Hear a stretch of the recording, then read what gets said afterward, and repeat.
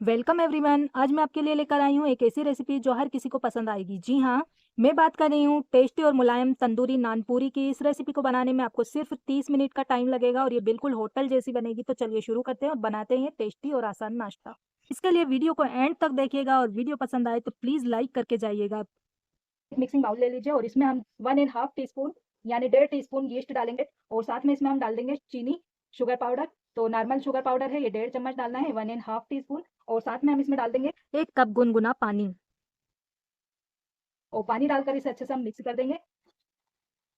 और अब इसे कवर करके 5 मिनट के लिए हम इसे एक्टिवेट करने के लिए रख देंगे, जिससे खमीर अच्छे से एक्टिवेट हो जाएगा। तो 10 मिनट हो गए हैं इसे रखे हुए और आप देख पा रहे होंगे ये अच्छे से एक्टिवेट हो गया है। ये जो आप बुलबुले देख रहे हैं ना, ये एक्टिवेट का साइन है कि यीस्ट जो अच्छे से एक्टिवेट हो गया है। अब इसमें हम डाल देंगे वनीला एसेंस 4-6 कतरे, जिससे इसमें अच्छा सा खुशबू आ जाएगी।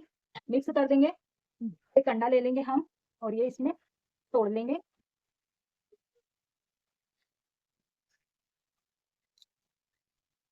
इसमें मैंने 60 ग्राम का अंडा डाल दिया है। इसे हम अच्छी तरह से फेंट लेंगे।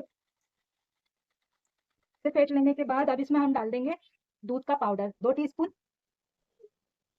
और दूध पाउडर डालकर इसे हम अच्छे से मिक्स कर देते हैं। अब इसमें हम डाल देंगे 2 कप मैदा। मैदे को अच्छी तरह से छान कर ले लीजिए। 2 कप मैंने इसमें मैदा डाल दिया।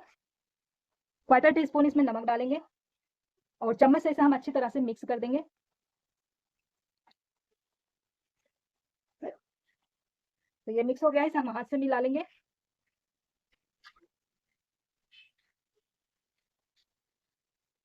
हल्के हाथों मिलाना है, बहुत ज़्यादा टाइट हाथ से इसे नहीं मिक्स करना है हमें। इसे मैंने अच्छे से मिक्स कर लिया है और आप देखें इसका जो डो होता है इस तरह से स्टिकी डो बन करके तैयार हो गया है। अब इसमें हम डाल देंगे unsalted butter 3 TBS table spoon और ये डाल करके इसे हम बटर के साथ अच्छे से मिक्स कर देंगे। इसे हम पटे पर डाल करके और 10 मिनट के लिए इसे अच्छी तरह से मसल मसल के चिकना करेंगे, जिससे बढ़िया स्टिकी हो जाएगा। आपको वीडियो पसंद आ रही है तो प्लीज़ वीडियो को ज़रूर लाइक कीजिएगा। अच्छा चिकना हो गया है, अब ये रखना है और इसमें हम थोड़ा सा तेल डालेंगे और बाउल में तेल को अच्छी तरह से हाथ से इसे लगा लेंगे। अब ये जो है आटा इसके अंदर हम रख देंगे और इसको हम कवर करके 45 से 1 घंटे के लिए सेट होने के लिए छोड़ देंगे। इसे कवर कर देंगे। देखिए 45 मिनट हो गए हैं पूरे इसे रखे हुए। ये देखिए आटे की जो साइज है डबल हो गई है पहले से, आप देख पा रहा हूँ। देखिए आटा कितने अच्छी तरह से फूल गया है। ये अच्छा हो गया है और अब इसे हम दोबारा से पटे पे से रख के अच्छे मसलते हुए चिकना करेंगे, जिससे इसके जो एयर है पूरे निकल जाएगी। आप देख पा रहे हैं ये भी टूट रहा है, तो ये भी अच्छे से हुआ नहीं है। इसको दोबारा से हम मसल मसल के अच्छे चिकना करेंगे 10 से 15 मिनट के लिए बढ़िया से। जो है कितना स्टिकी और कितना हल्का हो गया है, ऐसे हम ले रहे हैं ना, ये देखिए आप देख पा रहे होंगे बिल्कुल बढ़िया स्टिकी हो गया है, बिल्कुल नहीं टूट रहा है। तो ये बहुत ही अच्छा हमारा जो है आटा हो गया है। अब चाकू ले लीजिए और आटे को 20 से बराबर बराबर भाग में डिवाइड कर लीजिए। फिर इसको अलग अलग कीजिए और दोनों हिस्सों को, और अब एक हिस्सा लीजिए, इसे भी 20 से डिवाइड कीजिए और फिर इस हिस्से को भी 20 से डिवाइड कीजिए। इस तरह से हमारे पास बराबर बराबर 8 पीस आ जाएंगे।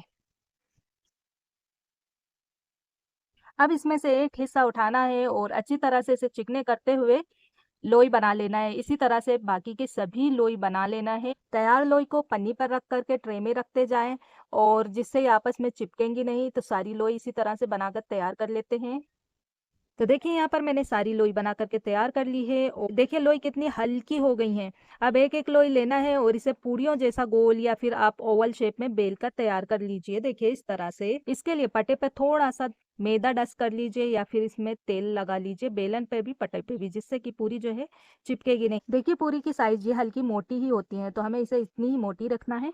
तो इसे गोल गोल बेल करके हम रख लेते हैं। जब ये अच्छी तरह से गोल बेल जाएगी तब थोड़ी सी कलौंजी लेना है और इसके ऊपर ऐसे स्प्रिंकल करके या तो आप हाथ से प्रेस कर दें या फिर बेलन से इसे एक बार प्रेस कर दें। बाकी की सारी पूरी भी इसी तरह से बनाएंगे और इसे हम एक कॉटन के कपड़े से या किचन टॉवल से कवर करके रखेंगे, जिससे ये अच्छी नरम बनी रहेगी। और अब चलते हैं इन्हें फ्राई करने के प्रोसेस में। तो कढ़ाई में तेल डाल करके गरम करेंगे, इसे हम डीप फ्राई करेंगे और आंच धीमी रखना है।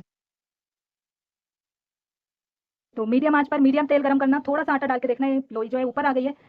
इसका मतलब है तेल एक साथ पर्याप्त गर्म है। अब एक-एक पूरी लेना है और इसमें हमें डाल कर के इसे हम फ्राई करेंगे। आप चाहे तो एक साथ 2 पूरी भी डाल कर के इसे फ्राई कर सकते हैं और आप तेल का टेम्परेचर देख ही रहे होंगे कितने कम बबल इसमें बन रहे हैं जब इसमें हम पूरी डाल रहे हैं। तो एक साइड से हमें इसी तरीके से 3 मिनट के लिए फ्राई होने देना है। चम्मच से तेल पूरी के ऊपर इस तरह करते जाएँगे जिससे बढ़िया सी फूल जाएगी और जब ये 3 मिनट के लिए एक साइड से गोल्डन फ्राई हो जाएगी तो इसे हम पलटेंगे और पलट कर दूसरी साइड से भी इसे हम गोल्डन ब्राउन होने तक फ्राई करेंगे और इसमें हमें लगभग 6 मिनट का टाइम लगेगा। एक साइड 3 मिनट और दूसरी साइड 3 मिनट। बहुत आराम से फ्राई हो जाएँगी, बिल्कुल कच्ची नहीं रहेंगी। तो इसे पूरे टाइम हमें धीमी आँच पर ही फ्राई करना है। देखिए ये अच्छी तरह से फ्राई हो गई है, बढ़िया-सा कलर आ गया है। एक प्लेट में निकालेंगे और इसी तरह से हम बाकी की पूरियाँ भी फ्राई करके तैयार कर लेंगे। और पूरी को हमें 1 से 2 बार अलट-पलट करते हुए गोल्डन ब्राउन फ्राई कर लेना है। और ये देखिए ऊपर से करारी, अंदर से सॉफ्ट मुलायम हमारी नान पूरी बनकर तैयार हो गई है। इसे गरमा-गरम आप रोटी सब्जी के साथ, खीर के साथ, हलवे के साथ सर्व कीजिए। बहुत मज़ेदार लगती हैं खाने में और इतनी खस्ता होती हैं, मुँह में जाते ही घुल जाने वाली। बहुत अच्छी टेस्टी पूरी बनकर के तैयार होती है। इसे आप बगैर किसी चीज़ के भी खा सकते हैं। अचार के साथ खा सकते हैं, कोई भी चटनी के साथ खा सकते हैं और ये सब ना हो तो इसे आप इसी तरह से रूखा भी खा कर सकते हैं। बहुत मज़ेदार लगती है खाने में, एक बार ट्राई ज़रूर कीजिएगा और मुझे कमेंट सेक्शन में कमेंट करके बताइएगा कि आपको नान पूरी की ये रेसिपी कैसी लगी। प्लीज़ वीडियो को लाइक, शेयर, सब्सक्राइब करना नहीं भूलिएगा। इन पूरी को आप सफ़र में ले जा सकते हैं, बच्चों के टिफ़िन में दे सकते हैं, लंच बॉक्स में ले जा सकते हैं, सभी जगह परफेक्ट रहेंगी और इसे 3 से 4 दिन तक आप फ्रिज में रख कर के खा सकते हैं, बिल्कुल ताज़ी बनी रहेंगी।